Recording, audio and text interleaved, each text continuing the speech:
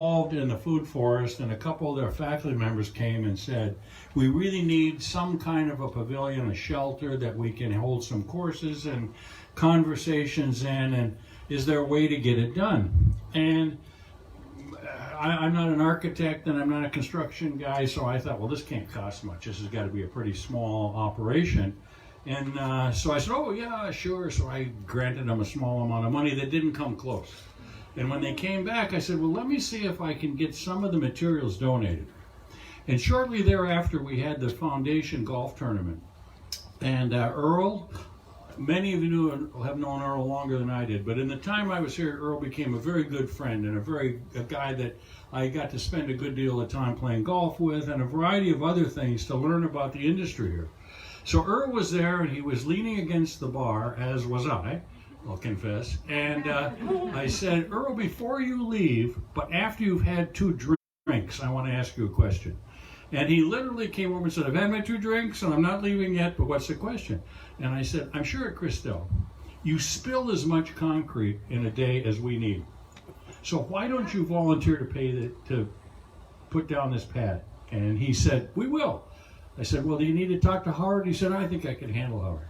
Well, it was about a week later that we had dinner with a group of us, 6 of us at our house, that included Earl. And I made sure that he confessed to his commitment while Howard was there. So we were off and rolling. Well, as you know, relatively shortly thereafter, we lost a really great guy, and Earl Gill. And from that came a conversation between Howard and I, in which Howard said, we'll find a way to build it, and we'll build it so it can be in recognition of Earl Gill. And that was the genesis of all of this. And I will confess that a small, I wouldn't call elite, but a small group actually toasted Earl a week or so ago over here on a Friday afternoon over a beer.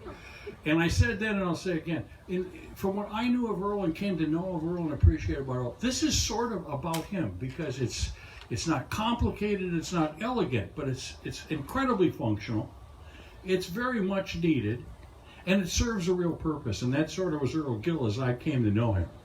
He wasn't elegant, but he got stuff done, and he was a guy who could engage anyone and almost instantaneously become a friend. And that's why I hope in this space that will continue to happen, out of respect for Earl Gill, but out of what we do at a great university. So for that, I just want to, first of all, acknowledge Howard, but also acknowledge the fact that Earl Gill was open to, after 2 drinks at a golf tournament, the notion that he could give something of Chris-Tel's away, and I thought that was remarkable.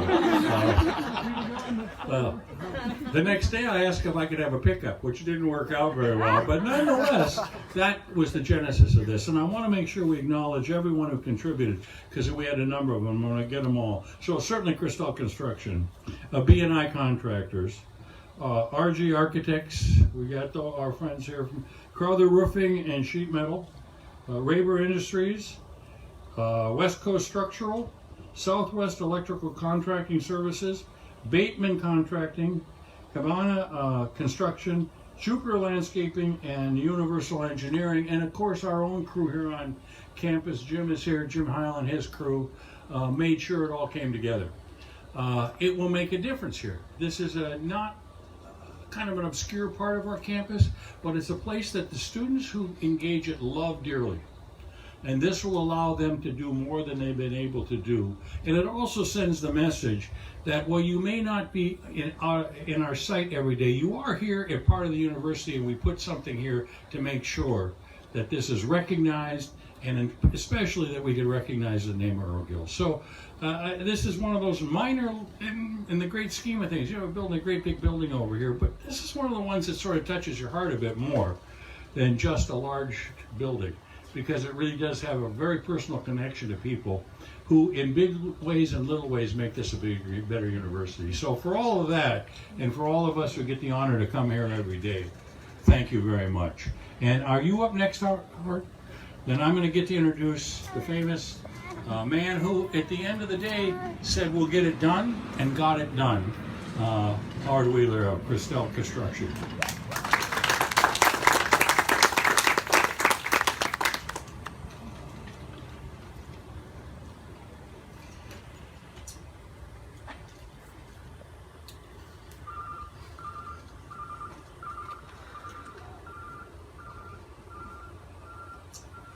We gather here today with mixed emotion, or certainly I do, to celebrate a new beginning in a place of learning for students. But sadly, in remembrance of a friend called home much too soon. It dawned on me as I contemplated this event. This will be the largest group of people ever to gather under this building next to New Earl. The students that learn here will never personally know the guy this pavilion's named after. The sound of his laughter, the wisdom of his advice, or witness the compassion for the things and the people he cared about. They may, however, assume he must have been a man of significant impact to have something like this named after him. They would be right, wouldn't they? Over the last year, I've often asked myself, what made that guy so special? And how could it be summed up in a few words? And here's the only thing I came up with. He's the only guy I ever knew that could make new old friends. You felt like you knew him forever, even if it had only been a short time. He was a brother to much more than his own siblings, and a father much more than to his own kids. A friend to all that knew him. So today, as we celebrate this new place of learning, let's reflect on the people in our lives and what makes them special. After all, that's what Earl did. And the great thing about him is he let us know it. I think it's what made all of us smile when he entered the room. You knew it was going to be a good time when Earl Gill showed up. When I reached out to the contractor for help, there was absolutely no hesitation to giving on this project. And some of these gifts were quite significant. So I think, again, everybody that did that. When Dr. Martin and I spoke, the idea was quickly embraced. Both, I think, reflections of what so many people thought of him. So thanks to all of you that gifted on behalf of a guy that gave us so much. So as we go forward from today, may the memory and lessons of Earl Gill live on in all of us. And may the students learning here grow to become the kind of person we're celebrating today, a true Eagle.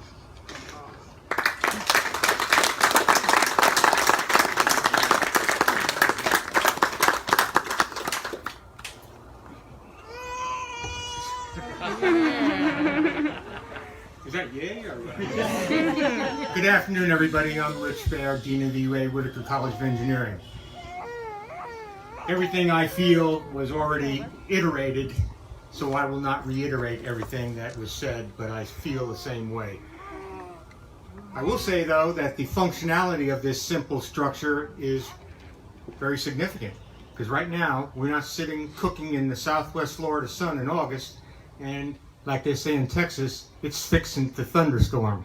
And so we're safe and protected in this environment. It's a great place. Before I start, I'd like to say just a little story.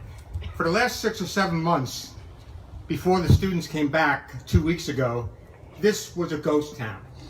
And I'm a walker, so I get out before dawn and I walked around the campus virtually every morning. A lot of times the only one I would see was President Martin having coffee at Einstein's. I'm not serious. The only other human being I saw. But I would pass here regularly, and I monitored the progress of this project over the last several months. Well, one morning, just before 8, I was walking right here, and behind you is a little field protected by that mound. And a helicopter came over the trees, and it landed right there behind that mound. Well, I was kind of desperate for something to do, so I said, Detective Behr on the job. This looks suspicious. And so I kind of meandered over there and I got the number on the helicopter, and then it took off. And I walked by the pond there and I saw a chicken coop. And there were 3 chickens in it. Sometimes there's 2 if I want chicken for dinner. But there were 3 chickens there.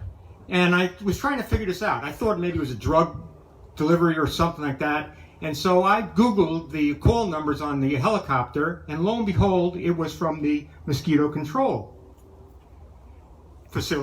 bureau, whatever they call it, mosquito control. And I did a little more Googling, and I found out that those were called Sentry chickens. Raise your hand if you ever heard of a sentry chicken. All right, there's some good old boys, right? So they are there to be the early warning sign of some kind of mosquito-borne disease. And so I learned something, and I was kind of disappointed that I didn't solve a major crime, but you know, you learn something every day. So that's my story about this. Earl would have liked this location. And I also say that Earl was instrumental in making contacts for us when construction management was a formative idea in our minds several years ago. And the work became play, as with everybody else. Earl's a great guy to be with, and I had a lot of fun with him. Same thing, golfing, dining, carousing, doing whatever we could do to have fun while still taking care of business. And 3 days before his passing, I was with his brother and Earl at home watching the Penn State-Michigan game. Remember the days when we had football games? Yeah, hopefully they'll come back. So we had a great time. We were playing pool, we were drinking, we were eating, we were hitting golf balls over his backyard pool, just having a good time. And 3 days later, he's gone. Life is really strange. All I can say is I miss him dearly. He was a very good friend, and it's great to have this facility named in his honor. So thank you all for coming, and enjoy the rest of the hospitality here, and hopefully we can beat the thunderstorm.